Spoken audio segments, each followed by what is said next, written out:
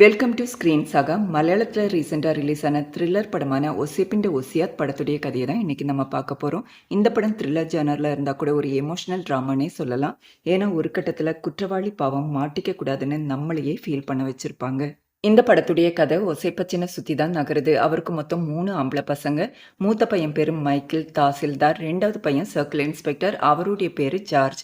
3வது பையன் ராய் குறிப்பிடும்படியான எந்த வேலையும் இல்லை. இருந்தாலும் ஃபாரஸ்ட் ஆஃபீஸருக்கு அனிமல் சர்வே எல்லாம் எடுக்க ஹெல்ப் பண்ணுவார். மைக்கேலும் ஜார்ஜும் நல்ல வேலையில் இருந்தாலும் அப்பாவுடைய சப்போர்ட் இல்லாமல் எதையாவது சாதிக்கணும்னு நினச்சி ஒரு கன்ஸ்ட்ரக்ஷன் பிஸ்னஸை ஸ்டார்ட் பண்ணுறாங்க.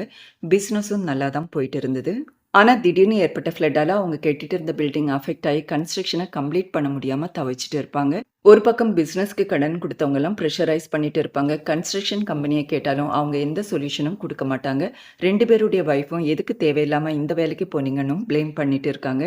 அது மட்டும் இல்லாமல் இந்த விஷயம் வெளியே தெரிஞ்சால் கவர்மெண்ட் ஜாப்ல இருந்து இது மாதிரி வேலை பண்ணதுக்காக அவங்க வேலை கூட போகலாம். இப்போ ஃபாரஸ்ட் ஏரியாவில் அனிமலுடைய ஃபுட் பிரிண்ட் எல்லாம் கணக்கெடுத்துட்டு இருக்கிற ராயை காட்டுறாங்க. அவர் ஃபாரஸ்ட் ஆஃபீஸர் கிட்ட, சார் நான் நாளைக்கு வரமாட்டேன், ஊருக்கு போகிறேன்னு சொல்லிட்டு கிளம்புவார். ஒசைப்பச்சன் எஸ்டேட் பங்களாவில் தனியாக தான் தங்கிட்டு இருப்பார். இன்றைக்கி அவருடைய ஒய்ஃபுடைய டெத் ஆனிவர்சரிங்கிறதுனால ஜார்ஜும் மைக்கிளும் ஒய்ஃப் குழந்தைங்களோட அங்கே வந்திருப்பாங்க. எல்லாரும் ராய்க்காக வெயிட் பண்ணிட்டு இருப்பாங்க. ராயும் கொஞ்ச நேரத்தில் அங்கே வந்துடுவார். என்னதான் ஸ்ட்ரிக்ட் ஃபாதராக இருந்தாலும் ராய் மேலே ஒசைப்பச்சனுக்கு ஒரு தனி பாசம். லஞ்ச் எல்லாம் முடிச்ச பிறகு 3 பிரதர்ஸும் ஆத்தங்கரையில் சில் பண்ணிட்டு இருப்பாங்க. அப்போ ஜார்ஜ் ராய் கிட்ட, என்னடா லவரை பார்த்துட்டு வந்தியா, அதனால தான் லேட்டான்னு கேட்க, அப்படியெல்லாம் எதுவும் இல்லைன்னா அவள் ஜஸ்ட் ஃப்ரெண்டு தான்னு சமாளிக்க பார்ப்பாரு.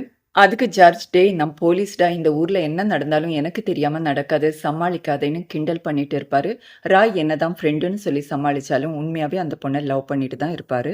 மைக்கேலும் ஜார்ஜும் அவங்க அப்பா கிட்ட, ஏன்பா இங்கே தனியாக இருந்து கஷ்டப்படுறீங்கன்னு கேட்க, என்னடா சொத்து பிரிக்க பிளான் பண்ணுறீங்களான்னு நோஸ் கட் கொடுத்துடுவாரு. திரும்ப வீட்டுக்கு வந்ததும் மைக்கேலுடைய ஒய்ஃப் அப்செட்டாகவே இருப்பாங்க. மைக்கேல் ரீசன் கேட்க, நீங்கள் உங்கள் அப்பாவை விட்டு வரப்போகிறதும் இல்லை, நானும் இந்த ஊரில் இருந்து கஷ்டப்பட தான் போகிறேன்னு புலம்ப ஆரம்பிச்சிடுவாங்க. மைக்கேல், நீ கொஞ்சம் பொறுமையாரு, சரியான நேரம் பார்த்து நான் அவர்கிட்ட பேசுகிறேன்னு சொல்லி சமாளிப்பார். இருந்தாலும் ஒசைப்பச்சன் கிட்ட பணம் வாங்குறதோ சொத்து பிரிக்க வைக்கிறதோ அவ்வளோ ஈஸியான காரியம் கிடையாது. பெத்த பையனாக இருந்தாலும் பண விஷயத்தில் ரொம்பவே கராராக இருப்பார். ஒசைப்பச்சனுக்கு ஒரு தம்பி இருக்காரு. பரம்பரை சொத்துல அவருக்கு சேர வேண்டிய ஷேரெல்லாம் ஏற்கனவே கொடுத்தாச்சு. அது எல்லாத்தையும் செலவழிச்சிட்டு இப்போ ஒசைப்பச்சனுடைய ஷேர்லையும் பங்கு கேட்டு கேஸ் போட்டிருக்காரு. ஒரு நாள் ஒசைப்பச்சனுடைய தம்பி லாயரோட அவருடைய வீட்டுக்கு வந்து, என் பொண்ணுக்கு கல்யாணம் ஃபிக்ஸ் ஆயிருக்கு, கல்யாண செலவுக்கு என்கிட்ட சுத்தமாக பணம் கிடையாது, கொஞ்சம் பணம் கொடுத்து ஹெல்ப் பண்ணுங்க, நான் கேஸை வாபஸ் வாங்கிக்கிறேன்னு சொல்வார். ஆனால் ஒசைப்பச்சன், உனக்கு என்ன ஷேர் சேரணுமோ அதை நான் கொடுத்துட்டேன், இனிமேல் ₹1 கூட என்னால் கொடுக்க முடியாதுன்னு திட்டி அனுப்புவார். லாயர், பொண்ணுடைய கல்யாணம் தானே சார், கொஞ்சம் ஹெல்ப் பண்ணுங்கன்னு சொல்ல, பார்க்கலான்னு சொல்கிறாரு. அந்த ஊரில் ஒரு ஆள் குளம் தோன்றேன்னு பெர்மிஷன் வாங்கி அந்த இடத்த கல்குவாரியாக மாற்றி கல்லெல்லாம் எடுத்து வித்துட்டு இருப்பார். ராய் லவ் பண்ணுற பொண்ணான அஞ்சலியுடைய அப்பா மைக்கேல் தாசில்தாருங்கிறதுனால அவரை மீட் பண்ணி, இது மாதிரி கல்லெல்லாம் எடுத்து விற்கிறாங்க, ஏதாவது பண்ணுங்கன்னு கேட்பாரு. ஆனால் மைக்கேல், இந்த விஷயத்தில் என்னால் எதுவுமே பண்ண முடியாது, அவங்க ஆர்டர் வாங்கி தான் பண்ணுறாங்க, நீங்கள் எதாக இருந்தாலும் கலெக்டரை பார்த்து பேசுங்கன்னு சொல்லிடுவார். ராய் சொல்லி தான் அஞ்சலியுடைய அப்பா மைக்கேலை போய் பார்த்துருப்பாரு. அதனால ராய் அஞ்சலி வீட்டுக்கு வந்து அவங்க அப்பா கிட்ட என்னாச்சுன்னு கேட்குறாரு. அஞ்சலியோட அப்பா அவங்க அண்ணனை போய் பார்த்து, ஆனால் எந்த பிரயோஜனமும் இல்லை, எதுவாக இருந்தாலும் கலெக்டர்கிட்ட பேசிக்கோங்கன்னு சொல்லிட்டதா சொல்கிறாரு. அதனால் மறுநாள் ராய், அஞ்சலியுடைய அப்பா எல்லாருமே சேர்ந்து கல்குவாரியிலேருந்து லோடை ஏற்றிட்டு போகிற லாரியை வழி மறித்து போராட்டம் பண்ண ஆரம்பிக்கிறாங்க. சர்க்கிள் இன்ஸ்பெக்டரான ஜார்ஜ் அங்கே வந்து போராட்டம் பண்ணுறவங்கள எல்லாம் விலக்கி விட, ராய் அதை பார்த்து கோவப்பட்டுட்டு, என்ன அவங்கக்கிட்ட பணம் வாங்கிட்டு எங்களை விரட்டி விட பார்க்குறியான்னு கத்துவார். தம்பி அப்படி ஒரு வார்த்தையை பேசினதை தாங்க முடியாத ஜார்ஜ் பலார்னு ஒரு அறை விட்டு போலீஸ் ஜீப்பில் ஏற்றி கூட்டிகிட்டு போவார். இருந்தாலும் ஜார்ஜுக்கு மனசு கேட்காது. ஒரு அண்ணனுக்கு தம்பி அடிக்க உரிமை இல்லையான்னு கேட்டுட்டு ஜீப்பை விட்டு இறக்கி விட்டுருவாரு. ராய் நேராக அவங்க அம்மாவுடைய கல்லறைக்கு போயிட்டு ப்ரே பண்ணிட்டு கேர்ள் ஃப்ரெண்டை கூட்டிகிட்டு போய் அவங்க ஹாஸ்டலில் ட்ராப் பண்ணிட்டு வருவார். வர வழியில் பிரச்சனை பண்ணுற அந்த சித்தப்பாவையும் பொண்ணையும் பார்க்குறாரு. சித்தப்பா, பொண்ணுக்கு மேரேஜ் ஃபிக்ஸ் ஆயிருக்கு, ஆனால் என்னால் பணம் அரேஞ்ச் பண்ண முடியல, உன்னால் ஏதாவது ஹெல்ப் பண்ண முடியுமான்னு கேட்பாரு. ராய் எவ்வளோ ரூபான்னு கேட்க 5 lakhsன்னு சொல்வார். 5 lakhs அவ்வளோ பெரிய அமௌண்ட் அரேஞ்ச் பண்ணுறது எனக்கு கொஞ்சம் கஷ்டம் தான், இருந்தாலும் ட்ரை பண்ணி பார்க்குறேன்னு சொல்வார். அதுக்கப்புறம் ராய் அவருடைய ஃப்ரெண்டுக்கிட்ட, சித்தப்பா பொண்ணு கல்யாணத்துக்கு 5 lakhs தேவைப்படுது, எங்கேயாவது அரேஞ்ச் பண்ணி தர முடியுமான்னு கேட்பாரு.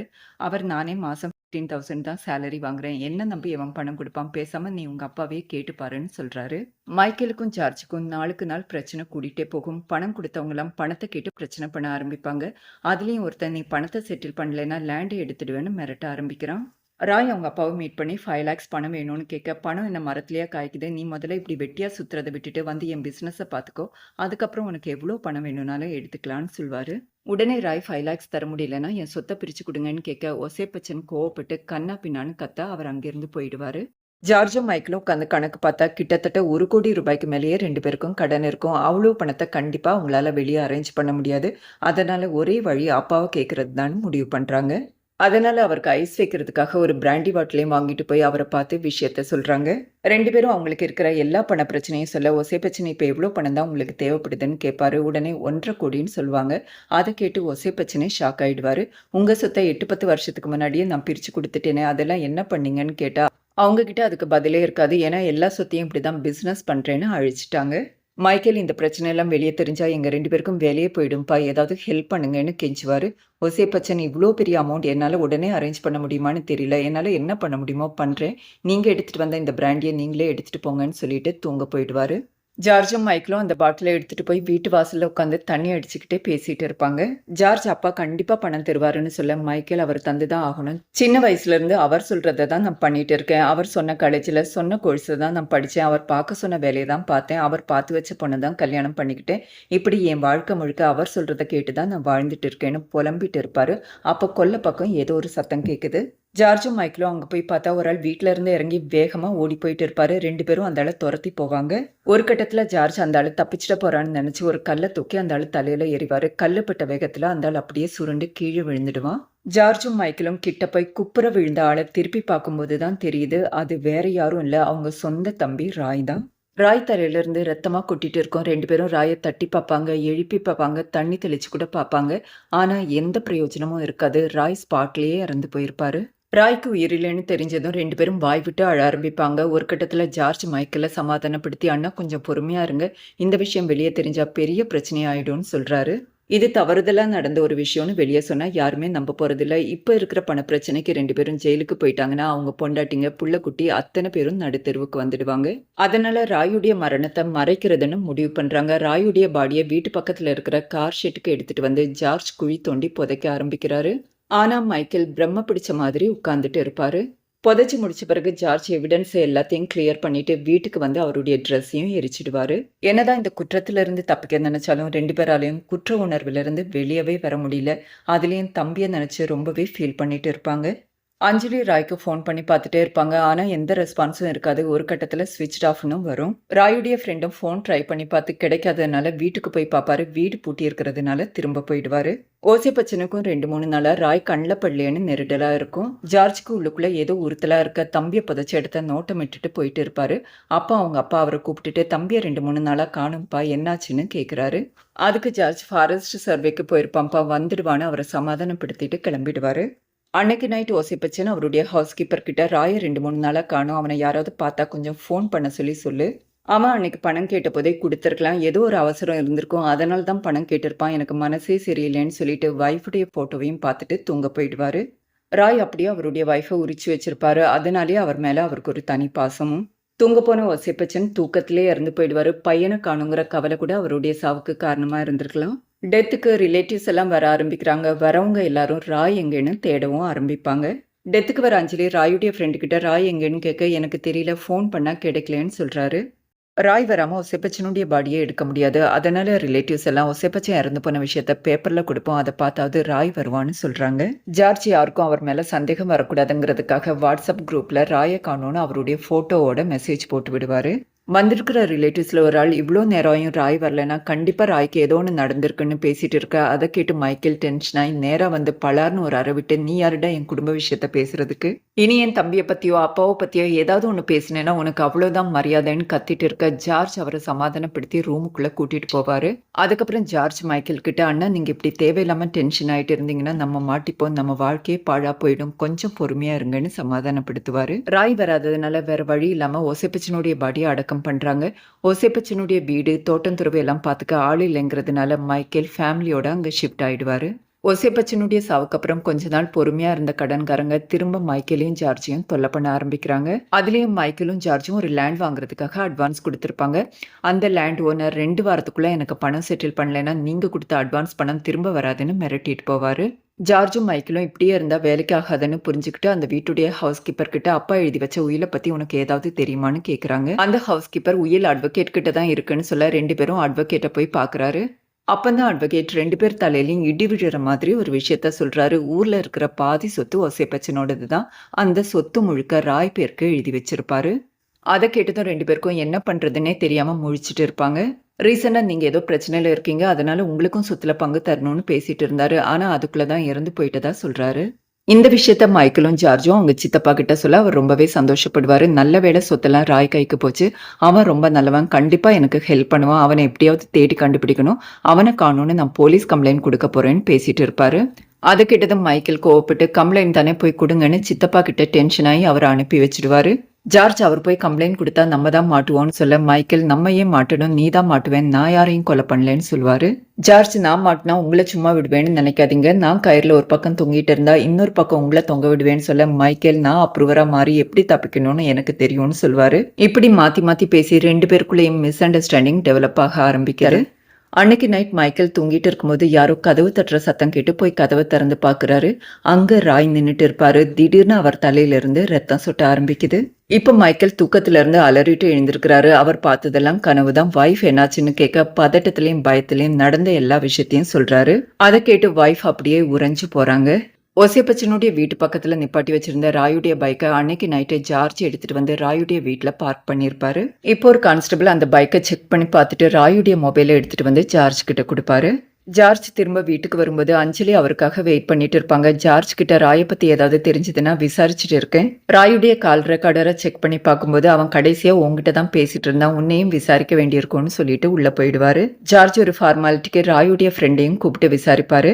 ராய் எங்க போறேன்னு ஏதாவது உங்ககிட்ட சொன்னானான்னு கேட்க அது எதுவும் சொல்ல. ஆனா கடைசியா 2 மூட்டை ஏலக்காய் கொண்டு வந்து கொடுத்து வித்து குடுன்னு சொன்னதா சொல்றாரு. இப்பதான் ஜார்ஜுக்கு ஒரு விஷயம் புரியுது. ராய் அவங்க வீட்டுல இருந்து ஏலக்காய் மூட்டையை திருடிட்டு போய் வித்து சித்தப்பா பொண்ணு கல்யாணத்துக்கு பணத்தை அரேஞ்ச் பண்ணிட்டு இருந்திருக்காரு. அன்னைக்கு கூட ஏலக்காய் மூட்டையை எடுத்துட்டு போக தான் வந்திருப்பாரு. இது தெரியாம அநியாயமா அவனை கொன்னுட்டோமேன்னு ஃபீல் பண்றாரு. எஸ்பி ஜார்ஜை கூப்பிட்டு அனுப்பி உங்க தம்பி காணாம போச்சுன்னு இப்பதான் கேள்விப்பட்டேன். என்னாச்சு? கேஸ்ல ஏதாவது இம்ப்ரூவ்மெண்ட் இருக்கான்னு கேக்குறாரு. ஜார்ஜ் தேடிட்டு இருக்கோன்னு சொல்ல எஸ்பி இனிமே இந்த கேஸை நீங்க விசாரிக்க வேண்டாம். உங்க பேர்ல கம்ப்ளைண்ட் வந்திருக்கு. நிறைய சொத்து இருக்கிற வீட்டுல இதெல்லாம் சகஜம்தான். சொந்தக்காரங்க ஏதாவது ஒரு பிரச்சனை பண்ணிட்டு தான் இருப்பாங்க. ஆனா புரோட்டோகால் பிரகாரம் கூட தம்பி காணாம போன கேஸ அண்ணன் விசாரிக்க கூடாது. அதனால இந்த கேஸ வேறொரு டீம் கிட்ட ஹேண்ட் ஓவர் பண்ணிட்டேன்னு சொல்றாரு. ஜார்ஜ் நேரா வீட்டுக்கு வந்து சித்தப்பா கிட்ட எஸ்பி கிட்ட கம்ப்ளைண்ட் பண்ணீங்களான்னு கேட்க ஆமா கம்ப்ளைண்ட் பண்ணேன். வேற என்ன பண்ண சொல்ற?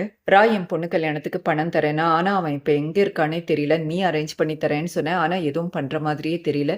ராய் வந்தாதான் என் பொண்ணுடைய கல்யாணம் நடக்கும். அதனாலதான் கம்ப்ளைண்ட் பண்ணேன். மைக்கேலுக்கு எந்த பிரச்சனையும் இல்ல. நீ எதுக்கு தேவையில்லாம துள்ளி குதிக்கிறேன்னு திட்டிட்டு அங்கிருந்து கிளம்பிடுவாரு. சித்தப்பா போன பிறகு ஜார்ஜ் நேரா மைக்கேல் கிட்ட வந்து என்ன மாட்டி விட்டுட்டு நீங்க தப்பிக்கலான்னு நினைக்கிறீங்களான்னு கேட்டு சட்டைக்கு பிடிப்பாரு. மைக்கேல் என்னையும் நீ கொன்னுட்டு எல்லா சொத்தையும் அனுபவிக்கலான்னு பிளான் பண்றியான்னு கேட்க 2 பேரும் திரும்பவும் சண்டை போட ஆரம்பிக்கிறாங்க. அதனால ஜார்ஜ் வைஃபையும் பையனையும் கூட்டிட்டு ஒசைப்பச்சனுடைய வீட்டுல இருந்து கிளம்பி போயிடுவாரு. தன்யாங்கிற ஆபீசர் ராயுடைய கேஸை விசாரிக்க ஆரம்பிக்கிறாங்க. அவங்க விசாரணையை ஜார்ஜ் கிட்ட இருந்து தான் ஸ்டார்ட் பண்றாங்க. ஜார்ஜ் யூசுவலா சர்வேன்னு கிளம்பி போனானா திரும்ப வரதுக்கு ரொம்ப நாளாகும். அதனால நாங்க அவனை தேட ஆரம்பிச்சதே ரொம்ப லேட்டாதான்னு சொல்றாரு. தன்யா நீங்க எப்போ அவரை கடைசியா பாத்தீங்கன்னு கேட்க ஜூலை 8ன்னு சொல்லுவாரு. எங்க வச்சு பாத்தீங்கன்னு கேட்க எல்லாம் ஃபைல்ல இருக்கு, படிச்சு தெரிஞ்சுக்கோங்கன்னு தெனாவட்டா பதில் சொல்லிடுவாரு. பிசினஸ்க்காக லோன் வாங்கின பேங்குடைய ஸ்டாஃப் ஜார்ஜை வந்து பார்த்து சீக்கிரம் லோனை அடைச்சிடுங்கன்னு சொல்ல மைக்கேல் தானே உங்ககிட்ட லோன் வாங்கினா போய் அவனையே கேட்டுக்கோங்கன்னு திட்டி அனுப்பிடுவாரு. தன்யா அஞ்சலியை மீட் பண்ணி பேசுறாங்க. ராயை எத்தனை வருஷமா தெரியும்னு கேட்க சின்ன வயசுல இருந்தே ராயை தெரியும்னு சொல்றாங்க. ஏன் உங்களுக்கு ஜார்ஜ் மேல சந்தேகம் வந்ததுன்னு கேட்க ராயை பத்தி விசாரிக்கிறதுக்காக அவருடைய வீட்டுக்கு போனேன். ஆனா அவர் சரியாவே பதில் சொல்ல. அவருடைய பிஹேவியரே கொஞ்சம் வித்தியாசமா இருந்ததுன்னு சொல்றாங்க. அது மட்டும் இல்லாம ஒரு வாய்ஸ் மெசேஜையும் போட்டு காட்டுறாங்க. அது ராய் கடைசியா அஞ்சலிக்கு அனுப்புனது. அதுல ராய் வீட்டுக்கு தான் போயிட்டு இருக்கேன், திரும்ப வரும்போது கூப்பிடுறேன்னு சொல்லியிருப்பாரு. ஆனா அதுக்கப்புறம் தான் ராய் காணாம போனது. அடுத்ததான் மைக்கேல் கிட்ட ஜார்ஜ் அனுப்புனதா சொல்லி ஒரு ஆள் வந்து லைசன்ஸ் விஷயமா பேசிட்டு இருப்பாரு. மைக்கேல் ஜார்ஜ் சொன்னா நான் உடனே பண்ணணுமா, அதெல்லாம் பண்ண முடியாதுன்னு சொல்லி அவரை திட்டி அனுப்புறாரு. மைக்கேலுடைய வைஃபையும் தன்யா வந்து விசாரிச்சுட்டு போயிருப்பாங்க. அதனால அவங்க டென்ஷன் ஆயிட்டு உங்களை கல்யாணம் பண்ணிக்கிட்டதுல இருந்தே நான் நிம்மதியா இல்ல, உங்க கூட சேர்ந்து நானும் குற்றவாளிக்குள்ள ஏறணுமான கண்ணா பின்னான்னு சண்டை போட ஆரம்பிக்கிறாங்க. மைக்கேலும் அவர் பங்குக்கு உன் பேச்சை கேட்டு என் வீட்டை விட்டு வெளியே வந்ததுல இருந்து நான் நிம்மதியா இல்லைன்னு சொல்ல 2 பேருக்கும் சண்டை முத்தி போக வைஃப் பொண்ணையும் கூட்டிட்டு அவங்க அம்மா வீட்டுக்கு போயிடுவாங்க. தன்யா ராய் காணாம போன ஜூலை 8 அன்னைக்கு மைக்கேல் ஜார்ஜுடைய மொபைல் லொகேஷனை செக் பண்ணி பாக்குறாங்க. 2 பேருடைய மொபைல் லொகேஷனும் 4 ஹவர்ஸ்க்கு மேல ஒசைப்பச்சம் வீட்டு பக்கத்துல தான் இருந்திருக்கு. ஒசைப்பச்சம் இறந்த பிறகு தோட்டத்துல வேலை செஞ்ச எல்லாரையும் வேலையை விட்டும் அனுப்பியிருக்காங்க. அது மட்டும் இல்லாம ஜார்ஜ் காணாம போனதுல இருந்து இன்னைக்கு வரைக்கும் ஒரு முறை கூட மைக்கேலோ ஜார்ஜோ அவருடைய போனை ட்ரை பண்ணல. இதெல்லாம் தன்யாவுக்கு ஜார்ஜ் மேலேயும் மைக்கேல் மேலேயும் சந்தேகத்தை ஏற்படுத்துது.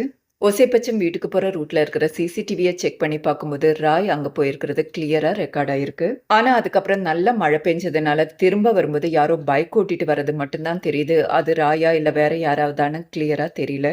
தன்யா எஸ்பியை மீட் பண்ணி அவங்களுடைய சந்தேகத்தை பத்தி பேச, உன்னுடைய சந்தேகம் சரிதான், ஆனா எவிடன்ஸ் இல்லாம நம்மளால எந்த ஸ்டெப்பும் எடுக்க முடியாது, அதனால கேர்ஃபுல்லா டீல் பண்ணுன்னு சொல்றாரு. மைக்கேலுடைய வைஃப் கோவிச்சுட்டு போன விஷயம் தெரிஞ்சதும் ஜார்ஜ் வந்து அவரை பார்க்குறாரு. அண்ணி திரும்ப வந்துடுவாங்கன்னு ஆறுதல் சொல்லிட்டு, நம்ம இந்த பிரச்சனையிலேருந்து வெளியே வரணும்னா ராயுடைய பாடி போலீஸ்க்கு கிடைக்கணும், அதுக்கு நீங்கள் என் கூட இருந்தால் போதும்னு சொல்கிறாரு. ஜார்ஜ் ராயுடைய கொலைக்கேஸை கல்குவாரி ஓனர் ஜோ மேலே போடலான்னு முடிவு பண்ணியிருப்பாரு. அதனால் அவரை விசாரணைக்குன்னு கூப்பிட்டு, ராய்க்கும் உங்களுக்கும் பிரச்சனை இருக்கிறது இந்த ஊருக்கே தெரியும், அவனை என்ன பண்ணீங்க உண்மையை ஒத்துக்கோங்கன்னு மிரட்டுற தோணியில் கேட்பாரு. அவர் நான் ராயை எதுவும் பண்ணலன்னு எனக்கும் தெரியும், அந்த கடவுளுக்கும் தெரியும், அவர் பார்த்துப்பாருன்னு சொல்லிட்டு அங்கேருந்து கிளம்பிடுவாரு. திடீர்னு ஒரு நாள் சித்தப்பா ஏலக்காய் பறிக்கணும்னு ஆளுங்களையும் கூப்பிட்டுட்டு தோட்டத்துக்கு வருவாரு. அவங்க தோட்டத்துக்குள்ள போனா பாடி புதைச்ச விஷயம் தெரியுங்கிறதுனால மைக்கேல் அவங்க கிட்ட சண்டையை போட்டு திரும்ப அனுப்பி வச்சிடுவாரு. தன்யா அஞ்சலியுடைய அப்பாவை பார்த்து விசாரிக்க, அண்ணன் தம்பிங்களுக்கு இடையே சொல்ற மாதிரியான பெரிய பிரச்சனை எதுவும் இருந்ததில்லை. அதுலயும் ராய் அவங்க 2 பேரும் தூக்கி வளர்த்த பையன், 2 பேரும் அவன் மேல ரொம்ப பாசமா இருப்பாங்க, அவனை பையன் மாதிரி தான் பாத்துக்கிட்டாங்க, கண்டிப்பா சொத்துக்காக அவனை கொலை பண்ணிருக்க மாட்டாங்கன்னு சொல்றாரு. ஜார்ஜ் மைக்கேலை மீட் பண்ணி அவருடைய பிளானை பத்தி எக்ஸ்பிளைன் பண்றாரு. சாட்டர்டே அன்னைக்கு அந்த வீட்டுடைய ஹவுஸ் கீப்பரை வெளியே அனுப்பிட்டு பாடி எடுத்துட்டு போய் ஜோவுடைய லேண்ட்ல போடணும், அதுக்கப்புறம் ஒரு எவிடன்ஸை கிரியேட் பண்ணிட்டு அவனை குற்றவாளியா மாத்தலாம்னு சொல்றாரு. இந்த கேஸை இன்வெஸ்டிகேட் பண்ற டீம் ஜார்ஜுடைய மொபைலை ஹேக் பண்ணி பார்க்கும்போது ஜூலை 8 மிட் நைட் அவர் 2000 ஸ்டெப்ஸ் நடந்திருக்காரு. யூஸ்வலா ஓடும் போதோ ஸ்ட்ரகிள் பண்ணும்போதோ தான் அவ்வளோ ஸ்டெப்ஸ் எடுத்து வைப்பாங்க. அன்னைக்கு மிட் நைட் அதுக்கான அவசியம் என்ன இருந்ததுன்னு யோசிக்கிறாங்க. தன்யா ராயுடைய வீட்டை போய் செக் பண்ணி பார்க்குறாங்க. அங்கே அவருடைய டைரியில் மைக்கேல் ராயை தூக்கி வச்சிருக்கிற மாதிரி ஒரு ஃபோட்டோ இருக்கும். தன்யா அந்த ஃபோட்டோவை எடுத்துட்டு வந்து மைக்கேல் கிட்ட காட்டிட்டு, இந்த ஃபோட்டோவை ராயுடைய டைரியிலேருந்து எடுத்தேன், ராய்க்கு அப்பா அம்மா எல்லாமே நீங்கள் தானே, அவனுக்கு என்னாச்சு சொல்லுங்கன்னு கேட்க மைக்கேல் பதில் எதுவும் சொல்ல மாட்டாரு. அவர் கண்ணிலேருந்து கண்ணீர் மட்டும் வெளியே வரும். தன்யா எஸ்பியை மீட் பண்ணி ஒசிபெச்சனுடைய வீட்டை சர்ச் பண்ணி பார்க்கறதுக்காக பெர்மிஷன் கேட்குறாங்க. எஸ்பி பெர்மிஷன் தரேன், அதை பற்றி எந்த பிரச்சனையும் இல்லை, ஆனால் இந்த கேஸுடைய கிராவிட்டி புரிஞ்சுக்கோங்க, எந்த பிரச்சனையும் வராமல் பார்த்துக்கோங்கன்னு சொல்வார். அன்னைக்கு நைட் ஜார்ஜ் மைக்கேலை மீட் பண்ணி நாளைக்கு பாடியை ஷிப் பண்ணலான்னு சொல்கிறாரு.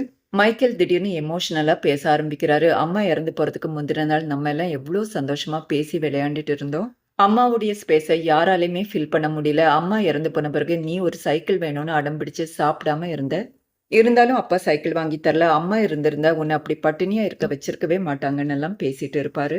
ஜார்ஜ் அண்ணி போன கவலையில தான் இப்படி பேசிட்டு இருக்காருன்னு நினைச்சுக்கிட்டு, நீங்க கவலைப்படாதீங்க அண்ணா, அண்ணி கண்டிப்பா திரும்ப வருவாருன்னு ஆறுதல் சொல்வாரு. ஆனாலும் மைக்கேல் துக்கத்தை எல்லாம் மறைச்சிக்கிட்டே சிரிச்சுக்கிட்டே, எனக்கு எந்த கவலையும் இல்லை, நான் கான்ஃபிடென்டா தான் இருக்கேன்னு சொல்றாரு. மறுநாள் தன்யா மைக்கேலை மீட் பண்ணி பேசுறத காட்டுறாங்க. அடுத்த சீன்ல ஒசைப்பச்சனுடைய தோட்டம் முழுக்க போலீஸும் ஊர் மக்களும் கூடி நின்னுட்டு இருப்பாங்க. போலீஸ் ராய புதைச்ச இடத்த தோண்டிட்டு இருப்பாங்க. அங்க தலைய தொங்க போட்டுட்டு மைக்கேல் உட்காந்துட்டு இருப்பாரு. ஜார்ஜ் அலறி அடிச்சுக்கிட்டு அங்க வராரு. ஜார்ஜ் எங்க மைக்கேல் அப்ரூவரா மாறி தன்னை மாட்டி விட்டுட்டாரோன்னு பயந்து போயிருக்க, அவர் தான் குற்றவாளின்னு சரண்டர் ஆனது தெரிய வருது. மைக்கேல் திருடன் தான் வீட்டுல இருந்து இறங்கி ஓடுறான்னு நினைச்சு கல்லை விட்டு எரிஞ்சேன், அவன் அந்த இடத்துல இறந்துட்டான், இறந்து போன பிறகுதான் என் தம்பின்னு தெரிஞ்சது, ஜார்ஜுக்கு இந்த விஷயம் தெரியாதுங்கிற மாதிரி சொல்லியிருப்பாரு. ஜார்ஜுக்கு என்ன பண்றதுன்னே தெரியாம மரத்து போய் நின்னுட்டு இருப்பாங்க. போலீஸ் மைக்கேலை அரெஸ்ட் பண்ணிட்டு போறாங்க. இந்த நியூஸை டிவில பாக்குற அவருடைய வைஃப் ரொம்பவே ஃபீல் பண்ணுவாங்க. அஞ்சலியும் ராய் இறந்து போனதை நினைச்சு அழுவாங்க. அதோட படம் முடியுது. சூழ்நிலையால குற்றவாளிகளா மாறுற அண்ணன் தம்பிகளோட பாண்டை ரொம்ப அழகா இந்த படத்துல சொல்லியிருக்காங்க. மீண்டும் ஒரு இன்ட்ரெஸ்டிங்கான கதையோட உங்களை சந்திக்கிறேன். நன்றி, வணக்கம்.